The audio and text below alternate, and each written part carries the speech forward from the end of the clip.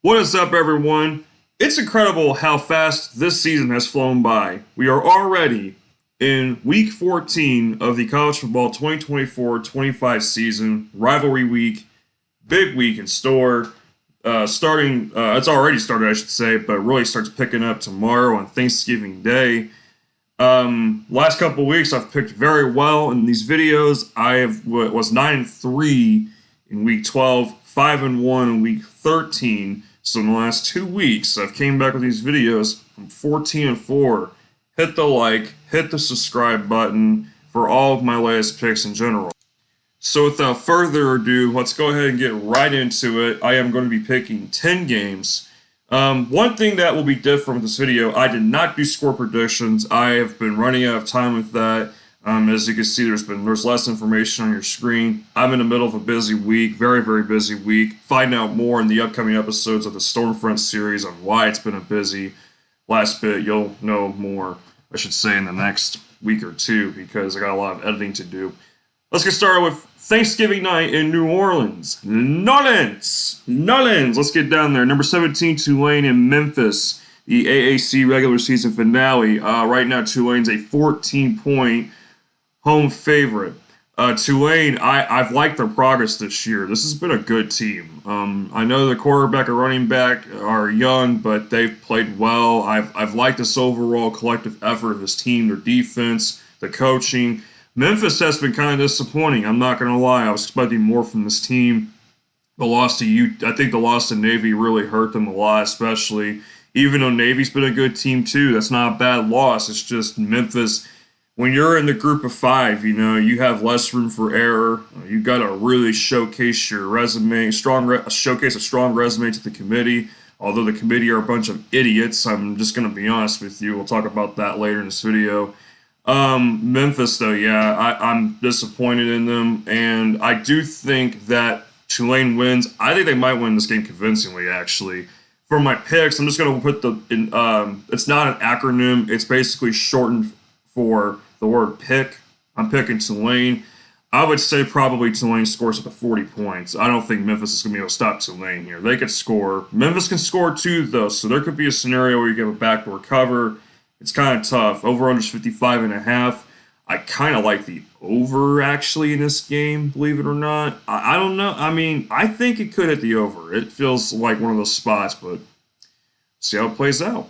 Moving on to Saturday, we got a handful of Saturday action that's surely going to be fire. All gas. Let's start in Nashville with Vanderbilt hosting number 8 Tennessee. These two teams, of course, one being kind of like, I would say, I don't know if I want to say overachieving. They've been pretty solid. I mean, they beat number 1 Alabama, and with Vanderbilt, Tennessee, pretty bizarre offensive ways lately. Tennessee's favorite 10.5. The over-under is 48.5. Now, I think a lot of people are going to hop on Vanderbilt's back and say, yeah, I think this team covers. They could win this game. They have the capacity to do it. Diego Pavia has been really just he's been a heck of a guy to watch Vanderbilt this year. It's just been, I gotta say though, I'm not a Vanderbilt fan, but watching them play this year, it's just like, wow. I mean, this team really kind of, showed some life this year. It's been something to see. But lately, they haven't looked great at all. They got blown up by South Carolina. Now Tennessee's coming to town. Tennessee hasn't looked right since the Oklahoma game. A lot of the games they've played in, their offense just looked really strange. The running game's been very good, though, a lot of the time. Defense is legit. Tennessee's defense is improved. I think that's one thing that we can all agree on, honestly, especially the defensive front. I think that gives Vanderbilt issues. I think Tennessee wins. I actually think they might cover here. Tennessee's looking to really make a statement.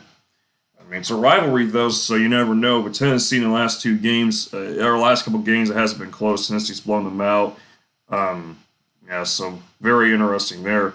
Next up, we do have the Palmetto Bowl between 12 Clemson and 15 South Carolina. I'm not going to lie to you. I think Clemson is a little bit overranked, and South Carolina is underranked.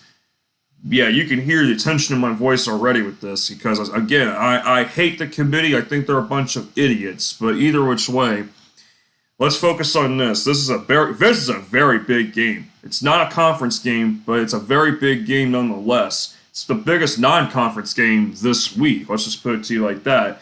Clemson's a 2.5 point home favorite. Not shocking, considering South Carolina is a real threat to pull the upset. Their defense is a damn machine, honestly. This is a good South Carolina team, especially defensively. Offensively, I do worry about them a little bit. If Clemson's defense shows up to play, South Carolina could have a long day in Death Valley. Clemson's defense is just not that great. I don't really trust them whatsoever. Clemson's offense is not a question mark so much. I mean, I will say they haven't scored as much in the last couple of weeks. Like games against Pitt, Virginia Tech, but those were road games. I mean, the thing is, Clemson's back at home. The crowd's going to be so roaring in this one. I like Lenore Sellers. I've liked what this Gamecocks offense has done at times. I don't know, man. A lot of people are going to be on South Carolina, and they are. And I'm kind of like, I don't know. Public underdogs are hard to back when everyone's on, like, basically when they're a public underdog. I want to pick South Carolina. I cannot do it. I have to stay away from it for some reason. I don't know why. I was going to pick South Carolina, and I was still doing it, but then I'm like, this line just, I don't know. This just screams a Clemson win. I just think Clemson. Now, Clemson's not quite in the ACC title game yet. I think they need Miami to lose, and they need to win this game. I think even if they win this game, if Miami wins, it's Miami. I don't know. The whole thing is confusing, especially with the Big 12. I haven't really been paying attention to that too much as of late in terms of, like, if one team does this, then what does the other team, what does it mean for the other team? This will be a dogfight. Definitely watch it. Good one here at noon. If it was a night game, I'd hammer Clemson for sure, but noon game, that's a little bit trickier. Next up, we have the game. We have number 2 Ohio State hosting Michigan. Ohio State's a whopping 3-touchdown favorite. And we have a low over-under. I don't know, man. That seems kind of fishy. Ohio State is clearly significantly better than Michigan. Michigan has looked really bad at times this year. They absolutely did just trounce Northwestern, though. Ohio State's run game was stopped a lot against last week against IU, and that was a very interesting thing to note. Or that was a very noticeable thing about last week's game against IU. Now, Ohio State's offense, yeah, they got going after it was slow. It's the same thing, different week with this team, I swear. It's like we get some hope and then the hope's gone. Boom, just like that. Snap the fingers. But Ohio State, do they just come and straight? Let's just pretend I didn't say it like that. Does Ohio State just get out the gate and storm away with this game? I don't know. I'm not really sure about that. I don't think so, honestly. Michigan's defense is still pretty good in aspects. I don't really like their pass defense as much. I'm not going to lie to you. I've seen teams throw the ball on them pretty well. Michigan's run defense is better. Their line of scrimmage could be a point of emphasis as well. Ohio State's offensive line is also hurt in ways too, so that could definitely cause a problem. Is Will Howard legit? Maybe not 100%, but he's definitely a very good quarterback, I'd say. He can even be mobile as well with his size. I'm taking Ohio State, but do they cover? I doubt it. I think Michigan might cover, actually, but that's going to be a tall order. Ohio State's defense is it's too good. Too good, man. That Michigan offense just sucks. It's garbage. It's a complete dumpster fire to watch. Moving forward, we have the battle for the Jeweled Shillelagh with USC and number 5 Notre Dame. This game's kind of tricky.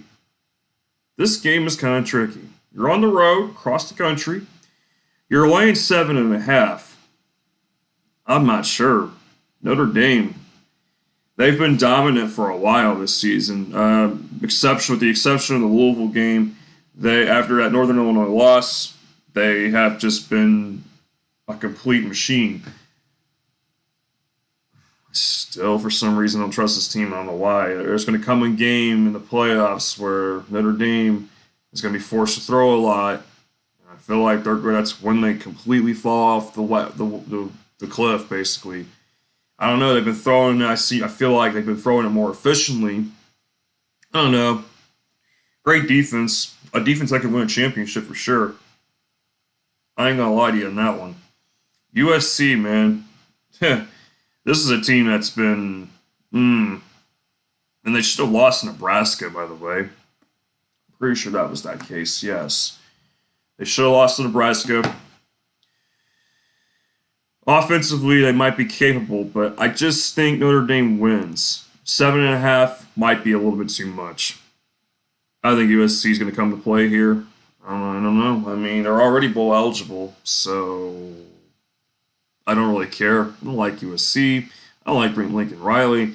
For all I care, they can all just go quietly off in the sunset on the Pacific Ocean. Floating into the sunset, basically. All right, moving forward. To Syracuse, number 6, Miami. Miami's an 11-point favorite. Have we not learned our lesson by now? Miami with this kind of line, in the couple times I've seen it this season, a couple times we've seen it this season, Miami's lost. Miami has actually came close to losing both times. Or those times, with the exception of Georgia Tech, they did lose that game outright. So either the other team is covered or has won outright. Syracuse, if Kyle Cross-side McCord can stop throwing interceptions, they might have a chance here. They throw the ball well. They're kind of one-dimensional, though. Miami is not quite as one-dimensional. They can run the ball. Their defense is just complete rhinoceros crap. It's horrible. I don't even know how to describe it. You know, there's anything you can use that's a bad term. That's what their defense is. Insert bad word here. That's how comedically bad this defense is. Syracuse's defense isn't good either, so this should be a shootout, but it isn't going to be a shootout like that. The over-under is so high that I feel like it's a trap to take the over. I thought about the upset. I can't do it. The refs have given Miami some games this year. Let's not forget that. Remember Cal? Remember against Virginia Tech? Remember Louisville? Louisville, some people are overreacting on that one. That was definitely a game where Louisville just couldn't finish the job. But people are like, oh my gosh, Miami was handed another game.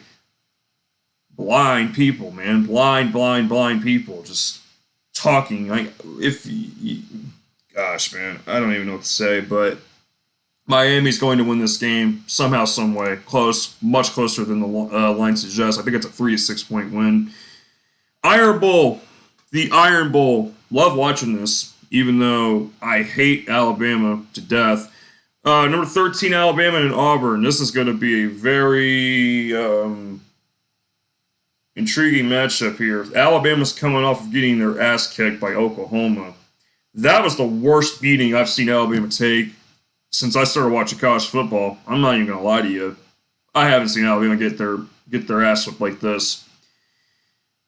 It's been a long time, too, since they have gotten beat up like that. Auburn's coming off of a very emotional 4-overtime win against Texas A&M.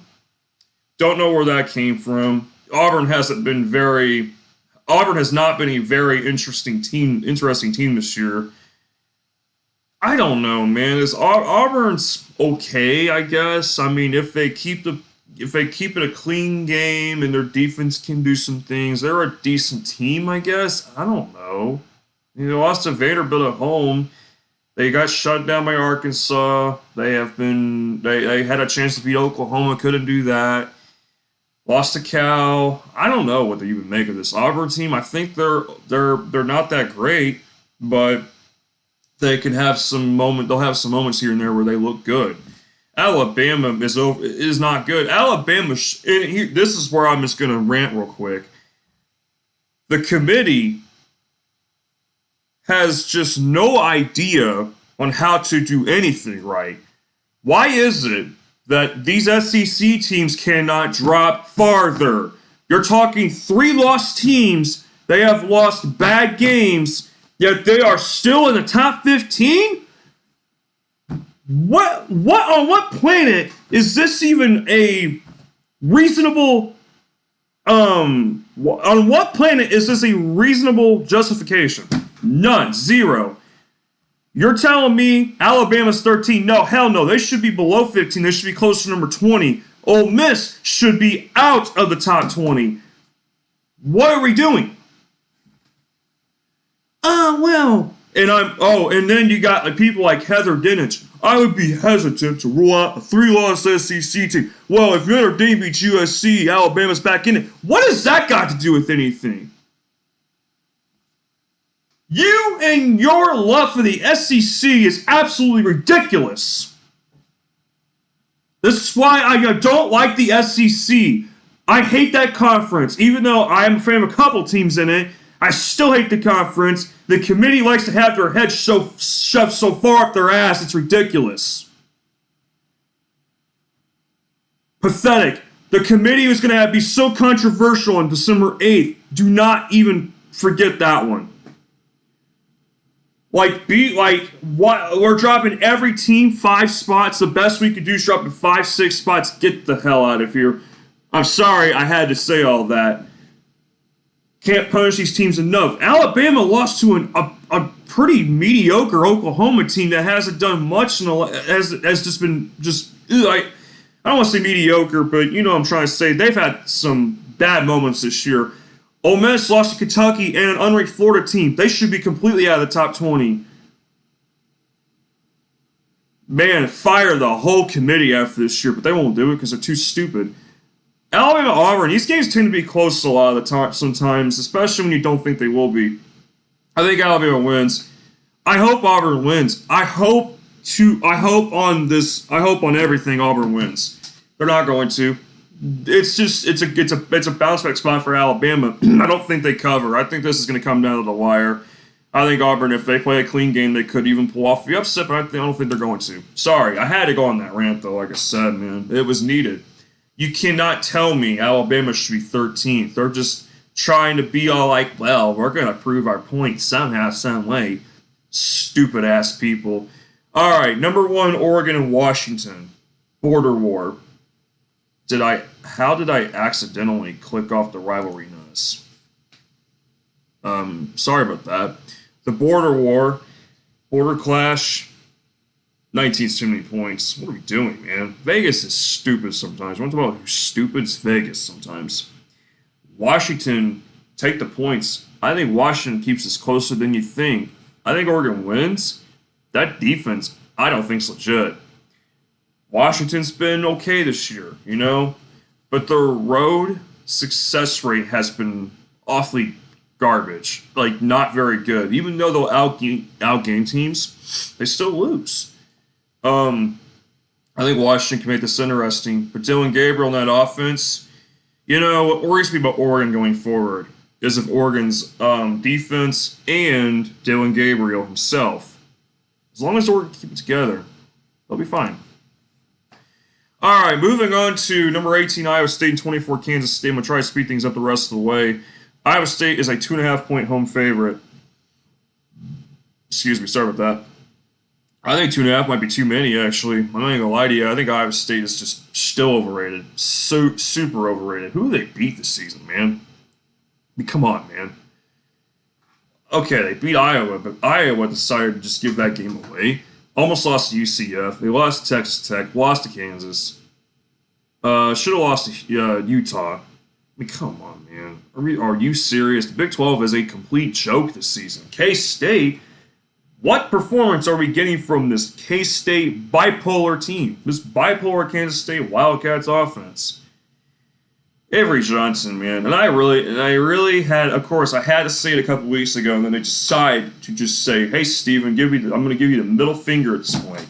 Yeah, K-State, thanks for giving me the middle finger against Arizona State. I literally sit there and say, well, I like this team. This team looks pretty good now. I like the improvement. What a joke. All right, let's get serious, though. Back to being serious, I should say. K-State can run the ball well. They're better than Iowa State. I think K-State is the better team, technically, in more ways than more than half the ways or whatever. I'm losing my train of thought. I don't know, man. I think K-State gets revenge from last year. Now, last year they played in the snow at K-State. I think K-State gets revenge and wins this game on the road outright. I don't trust Iowa State. I'm not really impressed with this team. I mean, they're good, but they're not that good. And I mean, K-State, if they can just run the ball, hey, Avery Johnson, stop being a Noah Fafita. If you're being a Noah Fafita, that means you're being a stupid idiot. I had to do a Chris Jericho reference there, but all right, final game to pick. Lone Star Showdown, a game that these fan bases have been wanting for a while in football. We haven't seen this matchup between these two in 13 years. Finally, 20 Texas A&M, number 3 Texas. This is gonna be a brawl of a game. At College Station, Lord have mercy. Don't be shocked if there's fighting in this game. These two do not like each other. They hate each other.